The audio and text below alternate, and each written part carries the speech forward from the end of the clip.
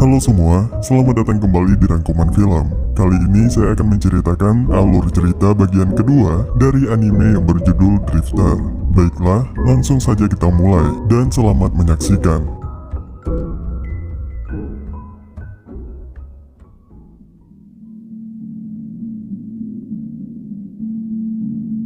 Ketua dari organisasi Octobris merasakan jika Raja Hitam dan bala pasukannya sudah mendekat. Meski mereka belum bisa melihat secara langsung, namun sang ketua yakin jika Raja Hitam dan bala pasukannya bisa muncul kapan saja tanpa terduga.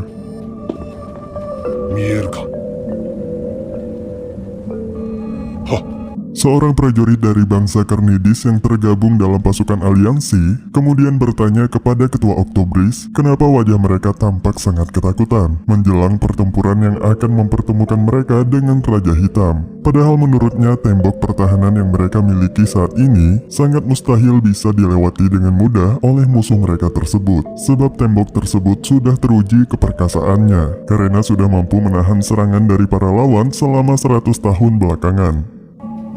北方の化け物どもがいくらやってこよう、向こうに奴らが追いやられて数百年。 Beberapa prajurit Carnidis yang lain pun tampak menganggap remeh para Octobris dan menganggap diri mereka lah pasukan paling kuat yang tergabung dalam aliansi. Ketua Octobris tidak menjawab pertanyaan yang terdengar merendahkan organisasinya tersebut. Malah ia menjadi prihatin dan semakin ragu untuk menaruh harapan lebih kepada prajurit Carnidis, sebab mereka terlampau sombong dan terlalu menganggap remeh kekuatan Raja Hitam yang sebenarnya sangat mengerikan. ダメだなこいつらは。鎮守する壁、化け物どもに何ができよう。 Tanpa basa-basi, Ketua Octobris selalu bergegas meninggalkan tempat tersebut dan menyerahkan perlindungan benteng itu sepenuhnya kepada para prajurit Carnidis. Namun Ketua Octobris bukan pasrah, melainkan ia ingin segera menemui dua orang yang dirinya yakini bisa memimpin pasukan aliansi untuk memenangkan pertempuran tersebut. Karena jika tidak, maka ia yakin Raja Hitam pasti mampu menyapu bersih pasukan aliansi dalam sekejap. バカなことを言うな。では勝てない。 Di dalam penjara, terlihat para Octobris sedang menyampaikan usulan kepada bangsa Carnidis untuk mempercayakan komando pasukan aliansi kepada dua orang drifter yang mereka yakini sudah berpengalaman dalam hal strategi. Aの指揮をよこせなと。なければ負けます。我々はその妙なドリフに。 Namun usulan tersebut tidak bisa diterima begitu saja oleh bangsa Carnidis, sebab mereka sangat yakin jika kemenangan hanya bisa dicapai jika seluruh pasukan berada di bawah komando mereka. Pemimpin bangsa Carnidis kemudian memberi kesempatan kepada para Octobris untuk memaparkan alasan-alasan yang jelas kenapa mereka harus mempercayakan nyawa mereka kepada para drifter, yang bahkan bukan penghuni asli dari dunia tersebut. そんな小汚いじじい二人に何ができる。苦労するか。たかが魔導したごときが何。 Sebab dari penampilannya saja, kedua kakek tua itu sama sekali tidak menunjukkan potensi mereka sebagai seorang pemimpin yang tangguh, yang memiliki kapasitas untuk memimpin sebuah pasukan besar. Namun para Octobris menjelaskan jika kedua kakek tua yang sedang berada di hadapan mereka saat ini bukanlah orang biasa, yang mana salah seorang dari mereka adalah Hannibal Barca dari Roma. バカなことを言うな。魔術師と。 Tapi sayangnya pertemuan mereka harus terhenti karena ketua Octobris yang baru saja tiba langsung meminta para anggotanya bersiap untuk melarikan diri dari benteng tersebut. Karena sebentar lagi Raja Hitam dan para pasukannya akan meluluh lantahkan tempat itu. どんな犠牲を払ってももはや無理でしょう。 Dan benar saja, tidak berselang lama, kehadiran Raja Hitam pun terdeteksi. Raja Hitam bersama para N-nya terlihat memimpin pasukan dalam jumlah besar, yang tidak terhitung lagi berapa jumlahnya. Hal tersebut seketika membuat para prajurit yang sedang bersiaga di benteng pertahanan menjadi panik, sebab yang akan mereka hadapi bukanlah pasukan biasa.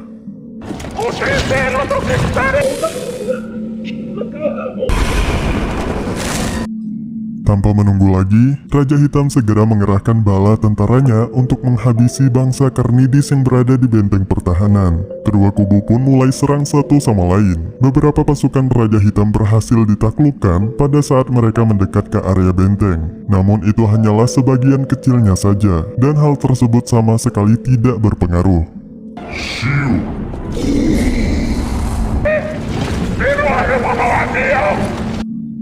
Untuk mempercepat pergerakan pasukannya, Raja Hitam kemudian menugaskan 3 N miliknya untuk membuka jalan bagi pasukannya. Mereka terdiri dari Hijikata, Jin, dan Anastasia.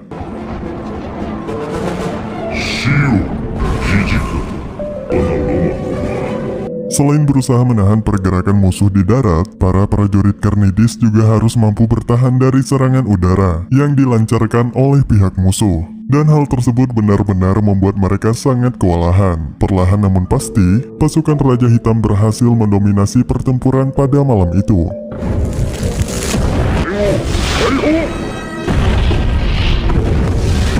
Satu persatu pasukan Carnidis mereka habisi tanpa ampun. Situasi tersebut membuat Ketua Oktobris menjadi putus asa, karena sekarang, jangankan untuk bertahan, melarikan diri saja mungkin sudah terlambat.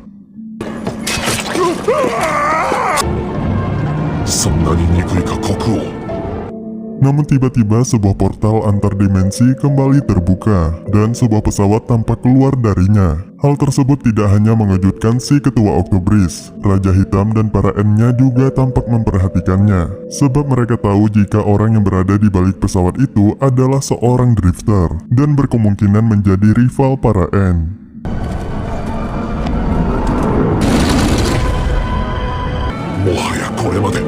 Orang tersebut bernama Kapten Naoshi yang sudah gugur tepat pada Perang 1 Agustus 1945, dan oleh karena itu, dirinya pun dikirim ke dunia tersebut sebagai seorang drifter.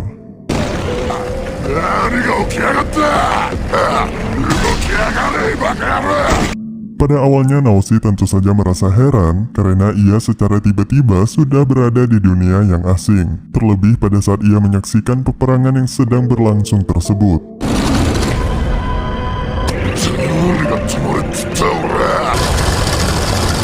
Sementara itu, Hijikata yang ditugaskan untuk membuka jalan, kini sudah berhasil menghancurkan salah satu gerbang masuk dari benteng pertahanan Carnidis. Sikap dinginnya tersebut membuat para pasukan Carnidis menjadi gentar untuk menghadapinya, karena mereka dapat merasakan aura membunuh yang sangat besar dari Hijikata.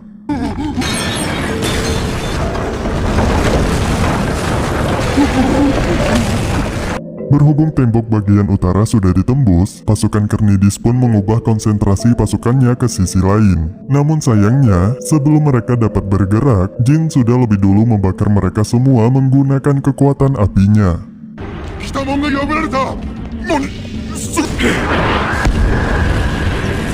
Dan di lain tempat, Anastasia juga tidak kalah mengerikannya, sebab kekuatan es yang ia miliki perlahan membuat pasukan Carnidis mati dalam keadaan membeku.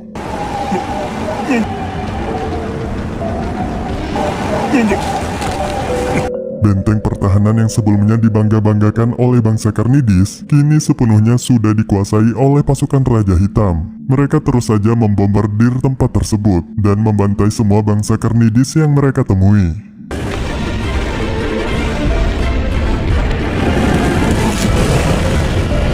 Naoshi yang menyaksikan pembantaian tersebut dari kejauhan tentu saja merasa iba dan merasa terpanggil untuk membantu orang-orang yang tidak berdaya tersebut. Dengan penuh amarah, Naoshi pun segera mengubah lintasan terbang pesawatnya.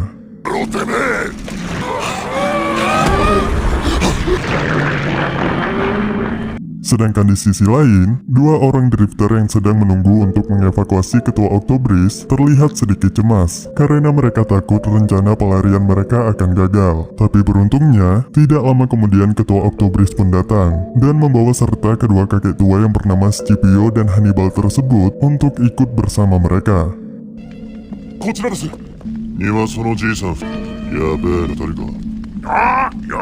Dan sebelum berangkat, Ketua Oktobris kemudian meminta mereka semua untuk bertahan sebisa mungkin, karena misi mereka selanjutnya adalah mengajak Toyohisa dan kedua drifter temannya untuk ikut bergabung. Karena dengan berkumpulnya para drifter, maka para N tangguh milik Raja Hitam akan memiliki lawan yang sepadan.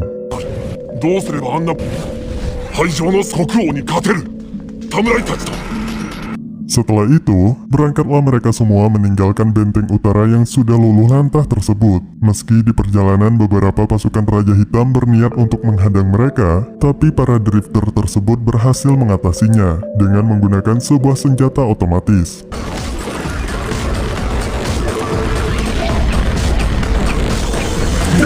Tapi tiba-tiba seekor naga muncul dan hendak menyerang. Namun beruntung Naoshi datang tepat waktu dan berhasil melumpuhkan naga tersebut dengan rentetan peluru pesawatnya. Hal tersebut secara tidak langsung menjelaskan jika Naoshi kini berada di pihak yang sama dengan Ketua Octobris dan para drifter lainnya.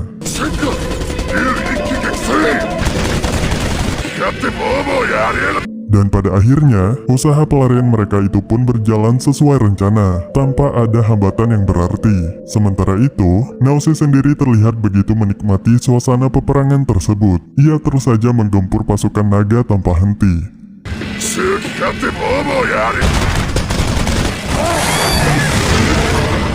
Ketua Octobris berjanji jika kehancuran di benteng pertahanan tersebut tidak akan terulang di pertempuran yang akan datang, sebab dirinya bertekad akan mengalahkan Raja Hitam dan bala pasukannya pada pertempuran selanjutnya.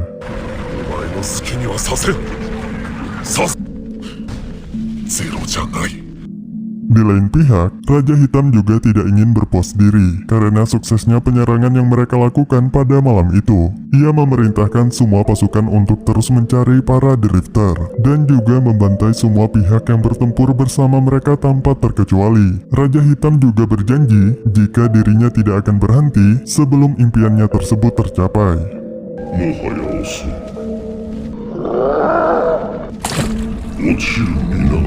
Kabar kemenangan Raja Hitam pada malam itu pun tersiar kepada Murasaki dan Izzy. Hal tersebut lantas membuat Izzy semakin menyombongkan para N miliknya di hadapan Murasaki. Ia bahkan sangat yakin jika para drifter yang Murasaki kirim ke dunia tersebut tidak akan bisa menghentikan pergerakan Raja Hitam dan para N miliknya. Tidak peduli berapa banyak drifter yang Murasaki kirim, tapi Murasaki tidak terlalu memperdulikan ocehan Izzy yang terdengar sangat membosankan tersebut. 私のエンズたちには遠くを素直に敗北を認めたらどうなの紫。 Sementara itu, di lain tempat, Almino yang ditugaskan oleh sang ketua untuk membujuk Toyohisa dan teman-temannya untuk beraliansi, kemudian berusaha menjelaskan kepada mereka mengenai siapa dan apa tujuan mereka dikirim ke dunia tersebut. 私たち10月期まだそれやっちゃったんか。間はそれを見極め Pertama, Almino menjelaskan jika Toyohisa dan orang-orang hebat lainnya memang sengaja dikirim ke dunia tersebut untuk menjadi seorang drifter, dan tugas utama mereka adalah menghentikan para N dan juga Raja Hitam yang berniat ingin menghancurkan dunia tersebut. Tidak lupa ia juga menjelaskan jika para N sebenarnya adalah manusia-manusia terpilih yang juga tergolong sebagai drifter. Namun karena tujuan mereka berbeda, maka kemudian mereka disebut dengan N. 憎んでそういう冗談は届いてくれません憎んで憎 Sedangkan Almino dan para rekan-rekannya yang tergabung dalam organisasi Octobris memiliki tugas untuk memastikan para drifter bersatu dan membentuk satu aliansi untuk melawan Raja Hitam. Almino juga menambahkan, untuk melancarkan rencananya, Raja Hitam juga beraliansi dengan semua monster yang ada, sehingga akan sangat mustahil menghentikan pasukan musuh tanpa bantuan dari para drifter. まだそれやっちゃったんか。しかし彼らはきっと何もかも Mendengar hal tersebut, Nobunaga lalu bertanya mengenai jumlah pasukan yang dimiliki oleh Octobris. Namun Almino tidak bisa menjawabnya. Ia bahkan terkesan tidak ingin membahasnya, dengan dalih jika hal tersebut di luar tanggung jawab organisasi Octobris. まだそれやっちゃったんか。バカ。世界は違えども。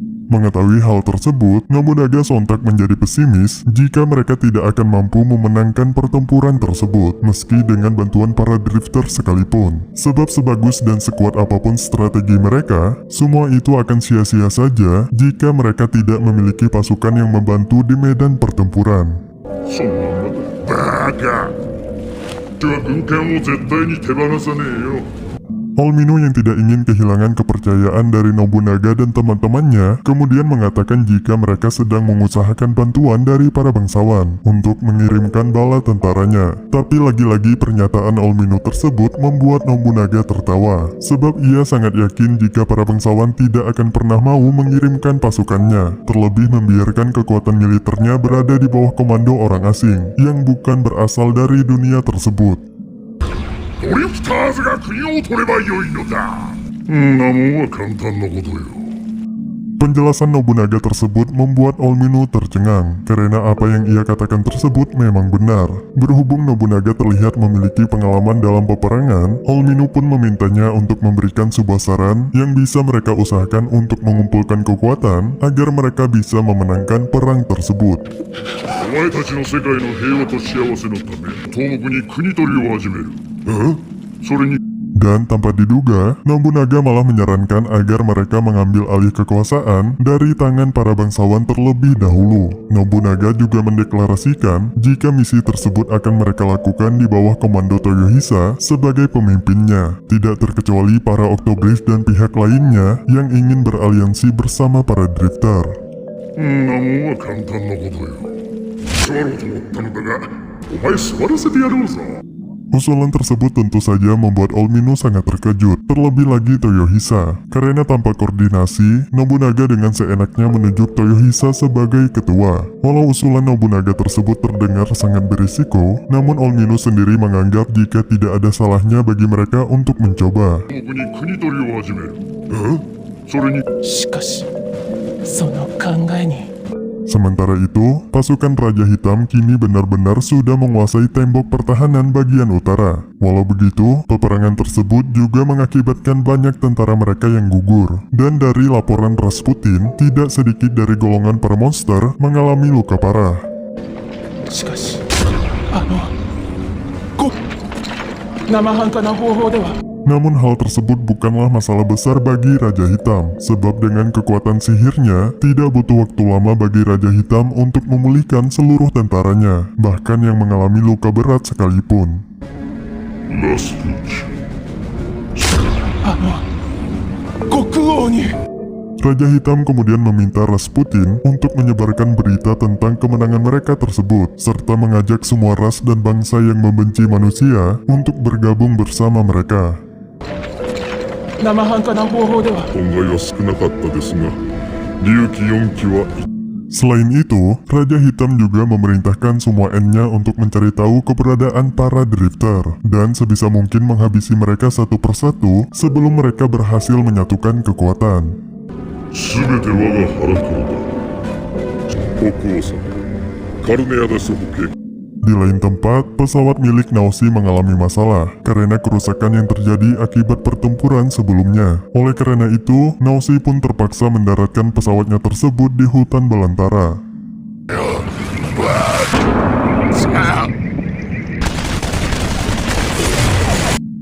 Keributan yang ditimbulkan oleh Naoshi tentu saja menarik perhatian makhluk yang mendiami hutan tersebut. Namun bukannya takut, Naoshi malah terlihat menantang mereka. 喧嘩上等だこら。 Sementara itu, para elf sedang mengadakan sebuah pertemuan penting untuk membahas langkah selanjutnya yang harus mereka ambil. Sebab cepat atau lambat, para bangsawan pasti akan mengirimkan sebuah pasukan khusus untuk membantai mereka. Karena sebelumnya, para elf sudah membantai Aram yang merupakan pasukan elit milik para bangsawan. てか、それに麦畑も半分以上焼けてしまった。どうすればいいんだ。 Dan setelah berdiskusi cukup lama, akhirnya mereka semua pun menyepakati sebuah usulan, yang mana mereka akan memberontak dan beraliansi dengan para Drifter. Tidak lupa, Olmino kemudian memberikan sebuah jimat yang bisa membuat para Drifter mengerti dan mampu berkomunikasi dengan para elf. こうしてる間に討伐隊がこの村に向かってる。これを貼れば立ちどころに言葉 Melihat tampilan jimat yang diberikan oleh Olmino, Nobunaga menjadi penasaran mengenai siapa ketua Octobris yang sebenarnya, sebab jimat tersebut mirip sekali dengan jimat kosmologi Saman dari Kyoto. 今日の陰陽同社どもの札に似てるな。ちょっと待っててくださいよ Setelah itu, Olmino lalu menceritakan sedikit mengenai bangsa elf. Ia mengatakan jika bangsa elf adalah penduduk asli dari dunia tersebut. Namun beberapa dekade yang lalu, para manusia datang dan dengan serakahnya mereka mulai menjarah dan menaklukkan bangsa elf. Lalu kemudian membuat mereka hidup sengsara dengan aturan-aturan yang mereka buat. Dan sejak saat itulah, bangsa elf tunduk dan patuh di bawah kekuasaan para bangsawan. あと本来は自尊心のとても高い人々だと聞きます。これを張れば立ち残る人間族の国に攻められ負け。 Mendengar sepenggal cerita dari Olmino tersebut, Nobunaga pun berniat untuk menarik simpati dari para elf dengan cara menawarkan pembalasan dendam kepada mereka. Dan Nobunaga menunjuk Toyohisa untuk melakukan orasi tersebut. Karena menurutnya Toyohisa memiliki jiwa seorang pemimpin yang bisa menyalurkan semangat tempur yang ia miliki kepada para elf tersebut. Tanpa pikir panjang, Toyohisa pun segera melaksanakan tugasnya itu dengan gagah berani. Ia mulai berorasi untuk membakar semangat tempur para elf. Tindakannya tersebut tentu saja membuat para elf sangat kagum kepadanya, karena baru kali ini ada seseorang yang dengan lantang berani mendeklarasikan perang kepada para bangsawan. こういう時はお前が言わねばダメだ。国が欲しくないわけないだろう。どれでいい。 Shara yang merupakan kakak dari Masa dan Mark lalu memperkenalkan dirinya kepada Toyohisa sebagai anak dari ketua desa. Ia sangat berharap jika Toyohisa dan teman-temannya bisa menuntun mereka dalam peperangan melawan pasukan bangsawan yang kemungkinan akan datang dalam waktu 3 hari ke depan, sebab para elf tidak memiliki pengalaman bertempur sama sekali. 難しくないわけないだろう。国が欲しくないわけないだろう。力を貸してください。俺たちは Olmino lalu menambahkan jika para bangsawan yang akan mereka hadapi adalah bangsa Orte yang terkenal sangat kejam dan haus akan kekuasaan. Bahkan sejak zaman dahulu, bangsa Orte terus memperluas wilayah kekuasaan mereka hingga kemudian mereka mendeklarasikan kekaisarannya. オルテ他にもこの辺りにあったもともとここいらはエルフたちの国でした。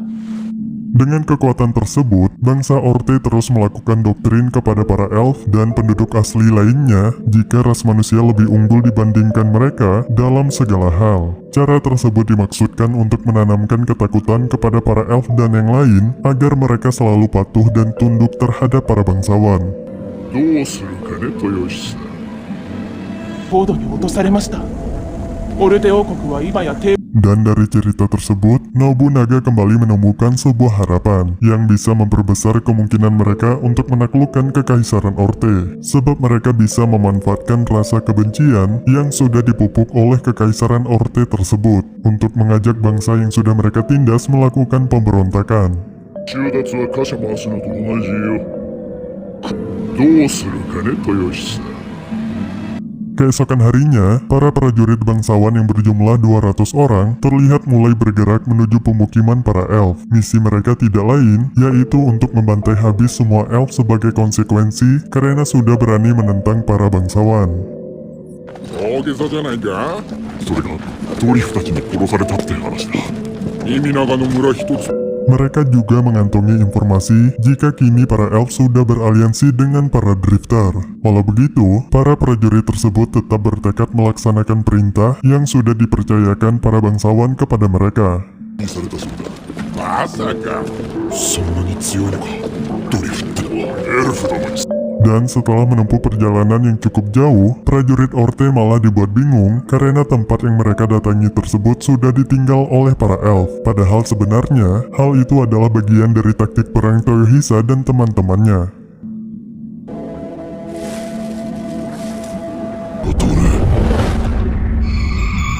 Baiklah, selesai sudah bagian kedua dari anime yang berjudul Drifter. Sebelum video ini